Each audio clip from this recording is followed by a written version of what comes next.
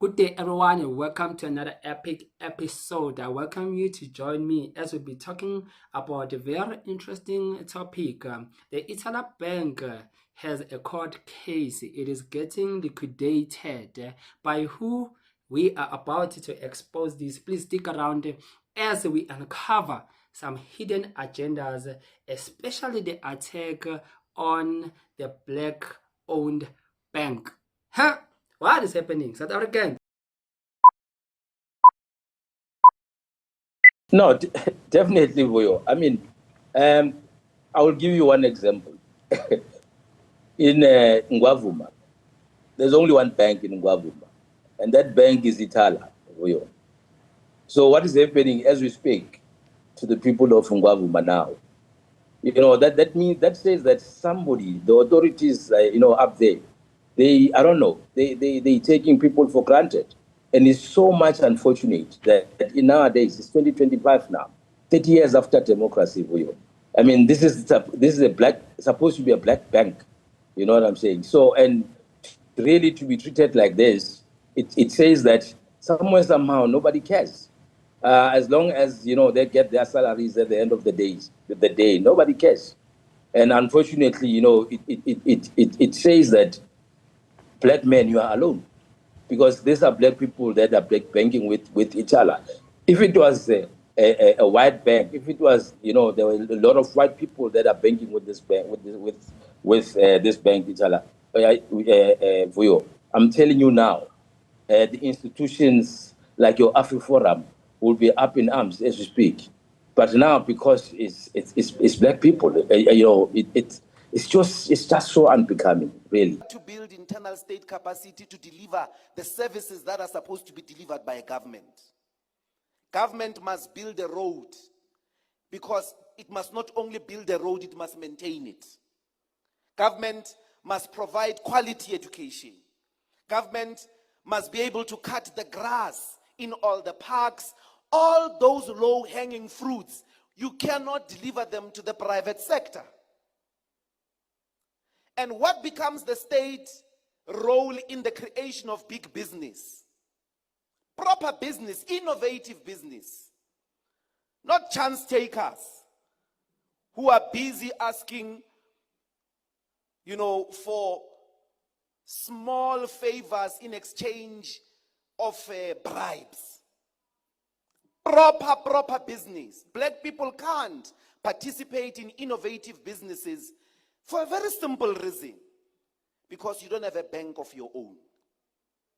The South African banks don't believe in you.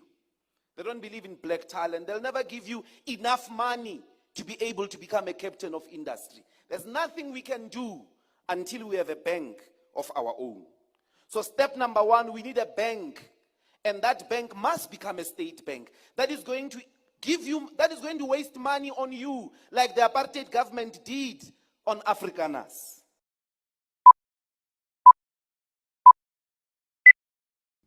So the EFF and the MK Party have given their own media briefing, while the Ithala management have also given their own media briefing. So let us start with the Ithala Bank. Then we'll go to the people who want to collapse this entity. Then we'll go to the EFF, then we'll go to the MK Party, then we end there. So now the media statement by Ithala that was released for immediate release, a critical impact on Ithala operations and customers' funds. Ithala faces imminent closure unless government acts swiftly to neutralize the actions of an arrogant and callous repayment administrator, RA. Ithala has engaged in extensive discussion with the Prudential Authority PA to secure our ability to continue operating. However, the RA Johannes Kruger has unjustly ordered Ithala to stop accepting deposits and processing withdrawals. This directive persists despite our assurance of financial stability and the backing received from the key stakeholders, including the Parliament Standing Committee on Finance, SCOF, and the KwaZulu-Natal Provincial Government. Alarmingly, the PA has initiated liquidation proceedings against Ithala before any formal liquidation order has been issued by the courts. The grounds for these actions are fundamentally flawed, frivolous, and based on erroneous calculation. Ithala is solvent with assets that are far exceeding its liabilities. Moreover, the Auditor General of South Africa has given Ithala a clean audit report for the year ended 31 March 2024 and confirmed its going concern status. So it is reported that Ithala has a clean report. But now the management cried foul. They said that they are being sabotaged by those who are working in the head office. It is said that these are black people which are being used to collapse this bank by external forces who don't want black people to own a bank in South Africa. So that's what is happening. So who is behind now the attacks? Who wants this bank to shut down? So now the Reserve Bank, the company that prints money for us, we know that it is private owned, right? Let us watch this video. The Reserve Bank, actually. Talk Yes. a bit more about closing down the Yes. Reserve Bank. How will that actually Okay. work? That's very important. Thanks, everyone, for bringing me back to this, because I can go on a tangent. Remember that the Reserve Bank is a private company. Once again, just like Eskom, it's a private corporation that does not belong to the government. It belongs to a bunch of private owners that we'll never know their names. And they run the South African Reserve Bank from Basel, Switzerland. That's the head office from which the South African Reserve Bank is run as a company. And our government borrows money. It allows this private company to create money for South Africa. It's insane. It's insanity. It's like saying Edgar's or Anglo-American should now suddenly take over and have the exclusive right to create money for our people, for our country. So the government is the intermediary that then treats the South African population as the slaves that have to borrow money from the central bank and through all their private banks, the Standard Bank, Nedbank, Absa, all these banks, private corporations. Their main objective is to create profit, not to help the people or to help the country. So, once you know this, you realize that the Reserve Bank is the highest authority in the country. They control the government. The government does not control the Reserve Bank. This is a huge shift that people need to make in their minds. The moment you replace the Reserve Bank with a People's Bank, that's not the solution, but it's the first very important step to take the lid off the pressure cooker and to release the stress and the anxiety and the misery from millions of South Africans. There is the People's Bank. We can create our own money. Thank you very much, Reserve Bank. Shut you down. Go back to Switzerland. We can create our own money as the people of South Africa. And Ownership of the Reserve Bank by the state is just an affirmation of our sovereignty, because main majority of the reserved banks in the world are owned by the state, and we cannot have our own reserve bank owned by individuals. So, because nationalization simply means state ownership, and we are going to establish our own bank, and then the rest of other banks must compete. This is not a threat to the banks. Look at private schools. The private schools are there and public schools are there. The establishment of public schools did not lead to the closure of private schools. The establishment of state-owned hospitals never led to the closure of private hospitals. If anything, the private hospitals are thriving more than the state-owned hospitals. So why, when it comes to the banking sector or insurance sector or the financial sector, people say, no, you can't interfere there? Believe in the nationalization of mines, banks, and all South African economy. We believe that Michael Dua. Is it Dua? I don't know. Michael Dua, but he's from Germany. He's a German foreign national. We want, as the MK Youth League, we want him. If he set his foot in South Africa under the government of MK, he must be jailed. All his assets freezed. All his ill-gotten wealth must be freezed. Who's Michael Dua? He's a shareholder in the South African Reserve Bank. Sbu, Cyril pains me. How do you wake up, DJ Sbu? You are a president of the country. Your Reserve Bank a foreign German family has shares. Ibhange ngodla. Gogodlo. Private family. Ifamily umndeni nje wakhanyile. Ube nama shares ku Reserve Bank yase Germany. Do you think Germans can allow that? They can never be. But ulo Michael Duro ban unama shares kwi South African Reserve Bank, a family abangayazi ini South African Reserve Bank ibhange ngodla lase South Africa. Unama shares khona umndeni owodwa. uCyril kunomali yena ukuthi avela avuke nje ekseni kunomndeni wase Germany ona ufika kanye le ndoda lo amjita ufika kanye makuzo once. I'm trying to Google it. Mgugule lapha emafonini uyavela umgugule. 800 shareholders, including notable entities such as ABSA, the Anton Rupert Trust, Discovery, the First Rand Bank. Yeah. The central bank also has international shareholders from Germany, Yes. France, and the United Kingdom, and the United States and Norway. Just imagine the Reserve Bank that prints money for the country, it is foreign owned. It is reported that one man, Michael Duo, a man with his family, his parents, his children, they run the entity. He owns the shareholding of 57.5% of the Reserve Bank. A man from Germany, a foreigner, runs our money affairs, print our money, issues our money, right? A white-owned family. And you heard that there are companies such as Anton Rupert Trust and the First Rand Bank, which are owned by Johann Rupert. The Stellenbosch. The Stellenbosch are behind this. They don't want to see any black owned here in South Africa. That is why the EFF and the MK, they are fighting for nationalization. And now those who are in charge of the economy, they don't want any black-owned bank to be here in South Africa. That is why the VBS collapsed. They bought Comrades, those who were running management there, to collapse that entity. And it collapsed. Now we don't have VBS, which was our state-owned bank. Now it is Ithala. They've targeted Ithala that has been around for over 65 years. And the management there has given the courts some proof to say that they have clean audits. But now those who are being sent by the Reserve Bank, they want that bank to shut down. So that is what is happening. So now you know who is running the Reserve Bank.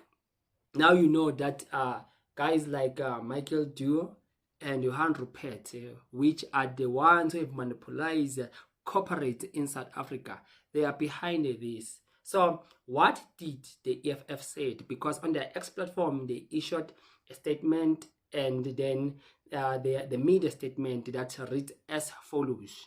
EFF statement on the application by the Prudential Authority to liquidate Ithala SOC Bank, Friday 17 January 2025.